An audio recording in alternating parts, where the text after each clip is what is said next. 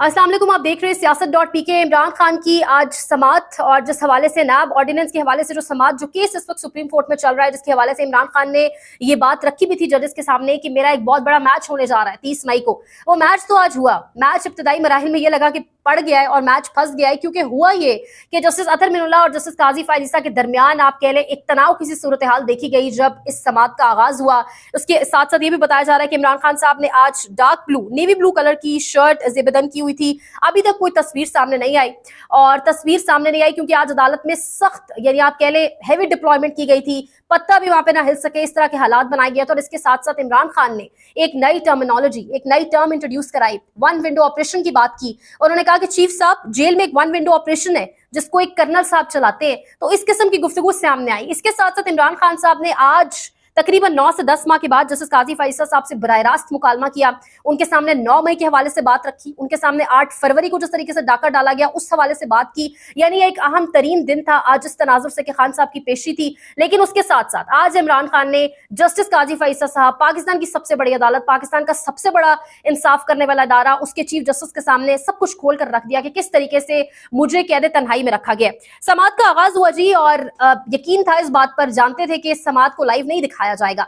लेकिन जस्टिस अतहर मिनुल्लाह साहब ने खुली अदालत के सामने इस चीज का इजहार किया कि समात लाइव दिखाई जाए, इसकी लाइव कवरेज की जाए, क्योंकि इससे कबल इस केस के ऊपर जितनी समातें हुई उनको लाइव दिखाया गया। लेकिन जैसे ही ये बात अतहर मिनुल्लाह साहब ने की, जस्टिस काजी फायजीसा साहब, चीफ जस्टिस ऑफ पाकिस्तान, उनके चेहरे पर बाकायदा एक तनाव किसी कैफियत दिखी, या आप कह लें वो गुस्से में दिखाई दी, खफा दिखाई दी। कोर्ट रिपोर्टर्स जो वहां मौजूद थे, ये उनकी जानिब से रिपोर्टिंग की गई।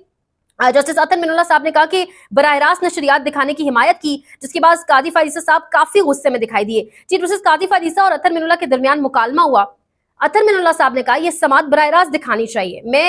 मैं भी इस केस की समात बराह रास्त पहले भी दिखाई गई है, इस केस की गुज़श्ता समात बराह रास्त नहीं दिखाई गई, ये जवाब दिया काजी फायजीसा साहब ने, लिहाजा आज की समात भी बराह रास्त नहीं दिखाई जाएगी। और साथ ये भी कहा ये एक तकनीकी मामला है, ये टेक्निकल इशू है, ये अवामी मफाद आमा का इशू नहीं है, तो इसको लाइव नहीं दिखाया जाएगा। यानी इससे कबल जब जब दिखाई गई इसकी समात लाइव, ये अवामी मफाद आमा का इशू था। लेकिन जब अवाम की एक बड़ी तादाद, एक बड़ा पोर्शन, एक हिट्रोजीनियस ग्रुप जब इंतजार में कि समात को लाइव दिखाया जाए, तब वन फाइन मॉर्निंग काजी फायजीसा साहब को इस चीज का एहसास होता है कि ये समात लाइव नहीं दिखानी। अब होता ही है जी, अतहर मिनुल्लाह साहब ने कहा कि तासुर नहीं जाना चाहिए कि अदालत आजाद और गैर जानिबदार नहीं है। जस्टिस अतहर मिनुल्लाह साहब के इन रिमार्क्स के बाद चीफ जस्टिस काजी फायजीसा के चेहरे पर तनाव वाजे दिखाई दिया, और आज बताया जा रहा है कि सुप्रीम कोर्ट को बाकायदा एक वॉर जोन में तब्दील किया गया, हाई अलर्ट की गई सिक्योरिटी की, किसी सूरत कोई तस्वीर बाहर ना निकल पाई, क्योंकि पिछली तस्वीर एक हफ्ता गुजर गया, उसको संभाला नहीं जा रहा, तो एक और तस्वीर अफोर्ड नहीं कर सकता ये निजाम इस वक्त, क्योंकि निजाम हिचकोले खा रहा है। समात का आगाज होने से कबल चैम्बर में गए तमाम तर जजेस,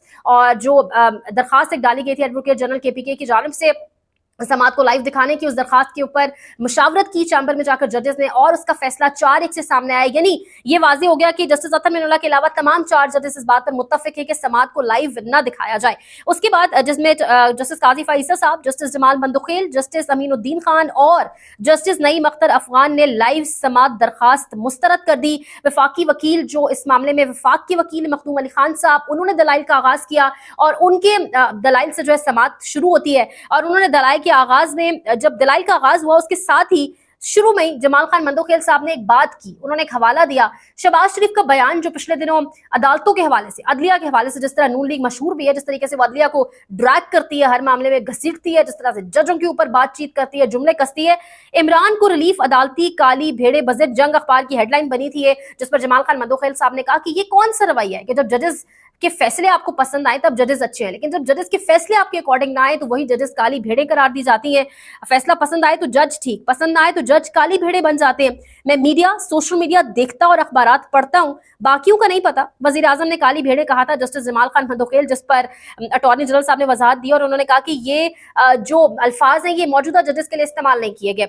हमें साबिक वजीर आजम हुकूमत से भी गिला है, जब हुकूमत तब्दील होती है तो मुखालफिन पर मुकदमात बना दिए जाते हैं, दाई तरफ वाले बाई तरफ जाएं तो नैब इनके खिलाफ इस्तेमाल किया जाता है। यानी बैठे हमारे जजेस को भी पता है, सीनियर तरीन जजेस को, कि नैब का किस तरीके से सियासी इस्तेमाल किया जाता है।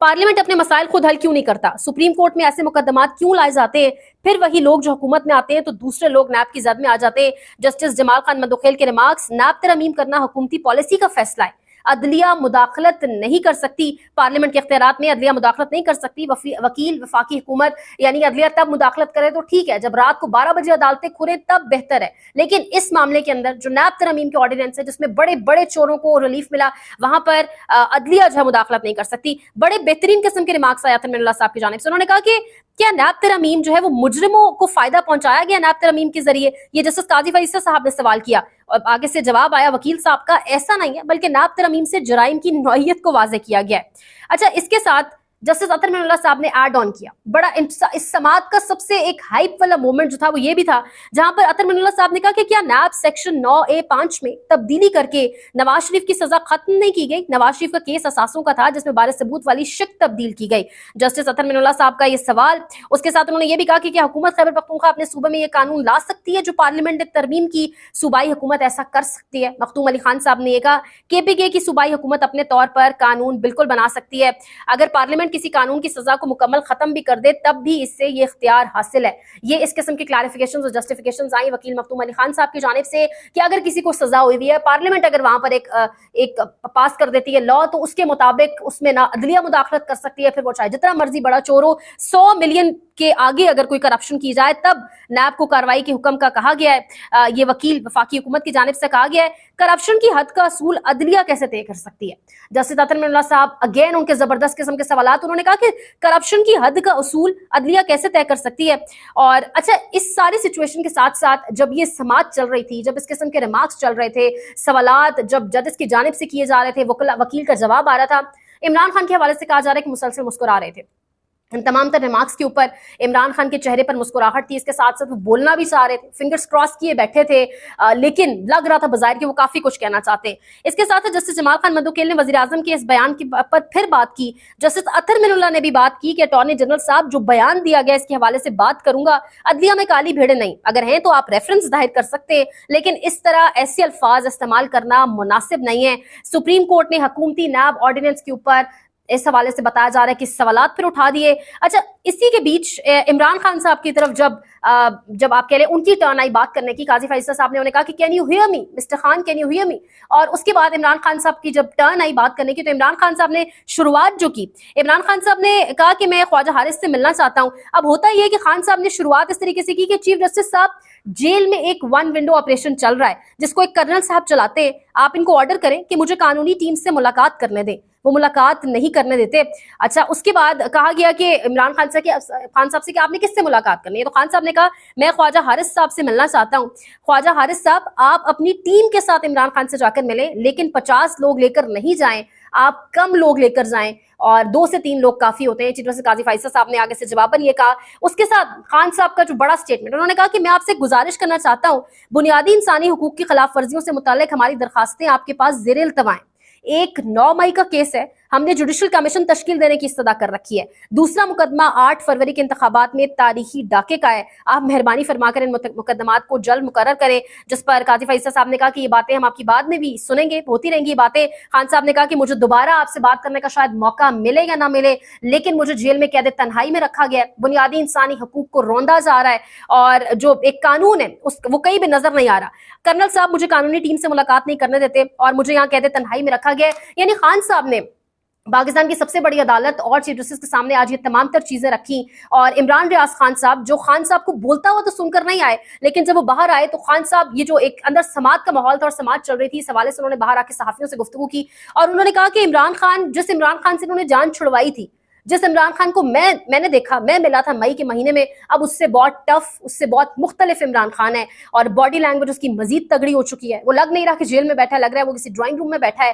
زیادہ ٹف آدمی گلے پڑ گیا، اے سی موجود نہیں ہے، نارمل پنکھا اوپر نظر آیا، پیچھے قائد اعظم کی تصویر نظر آئی اور پیچھے گھڑی لگی ہوئی تھی جو 5 منٹ پیچھے وقت بتا رہی تھی، جو خان صاحب کے پیچھے جو گھڑی لگی ہو اس میں وقت 5 منٹ پیچھے کا تھا۔